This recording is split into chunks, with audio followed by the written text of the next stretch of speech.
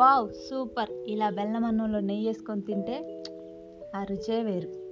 Hi friends, అందరూ ఎలా ఉన్నారు? బాగున్నారా? బెల్లం అన్నం తయారు చేయడానికి 2 కప్పుల రైస్, 2 కప్పుల బెల్లం, ఒక ఎండు కొబ్బరి చెప్ప తీసుకోవాలి.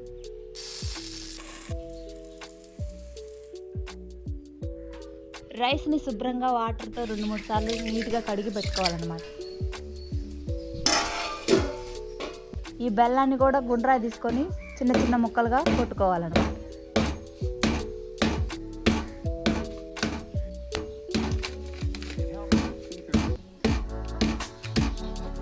చూడండి ఎలా అయిందో, ముక్కలు ముక్కలుగా. మంచి క్వాలిటీ బెల్లం అనమాట, అందుకే చూడండి ముక్కలు ముక్కలుగా విడిపోయింది. మామూలుగా క్వాలిటీ లేని బెల్లం అయితే ఒట్టి పొడి పొడి గడ్డలు గడ్డలు అయ్యేది. ఇలాంటి మంచి బెల్లం తీసుకోండి, బెల్లం అన్నం కూడా మంచిగా ఉండేది అనమాట. ఎండు కొబ్బరి చిప్పని తీసుకొని ఈ ఇలా చిన్న చిన్న ముక్కలు చేసుకోవాలన్నమాట. మరి పెద్ద ముక్కలు కాదు, మరి చిన్న ముక్కలు కాకుండా ఇలా ముక్కలు చేసుకుంటే సరిపోయింది. ఒకసారి మూత తీసుకొని చూడాలన్నమాట ఎలా ఉందని. ఒకసారి తిప్పుకోవాలి కదా, మధ్య మధ్యలో ఇలా చేసుకుంటూ ఉండాలి. బెల్లం అన్నానికి ఎప్పుడైనా వెడల్పుగా ఉండే ఇలాంటి అలా తీసుకోవాలన్నమాట, ఎందుకంటే తిప్పుకోవడానికి బాగుంది. అది ఇంకా రెడీ అవ్వలేదు, బాగా ఉడకాలన్నమాట. 90% మొత్తం ఉడికేయాలి.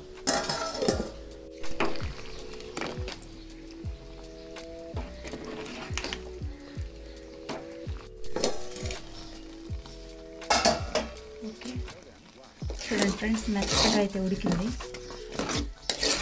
ఇలా మెత్తగా కావాలన్నమాట. ఇప్పుడు మనం ఈ బెల్లం వేసాం.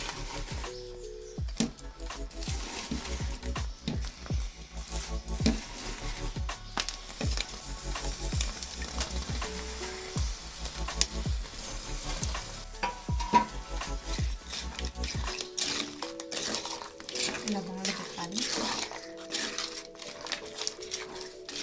ఆ బెల్లం మొత్తం కరిగి అన్నాన్ని కలిసిపోయింది అన్నమాట.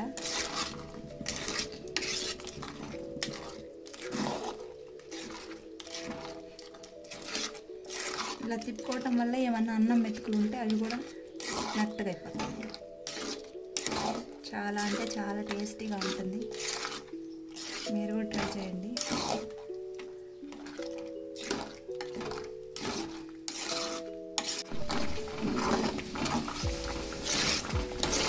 చూడండి కలర్ కూడా మారిపోయింది. ఇంకొక 5 మినిట్స్ ఉంటే అయిపోతుంది.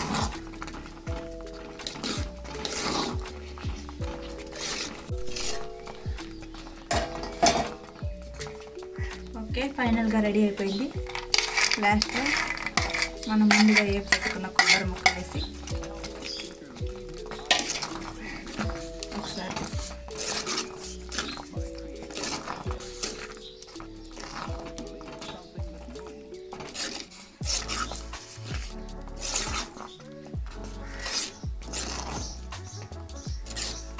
అంతే సర్వ్ చేసుకొని తింటాను అనమాట.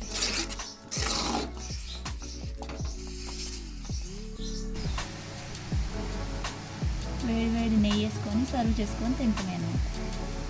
ఈ బెల్లం అన్నం మాత్రం ఖచ్చితంగా నెయ్యి వేసుకొని తినండి, నెయ్యి ఉంటేనే బాగుంటుంది. ఓకే ఫ్రెండ్స్, ఇదే ఈరోజు వీడియో నచ్చితే లైక్ చేయండి, షేర్ చేయండి, ఛానల్ నచ్చితే సబ్స్క్రైబ్ చేయండి.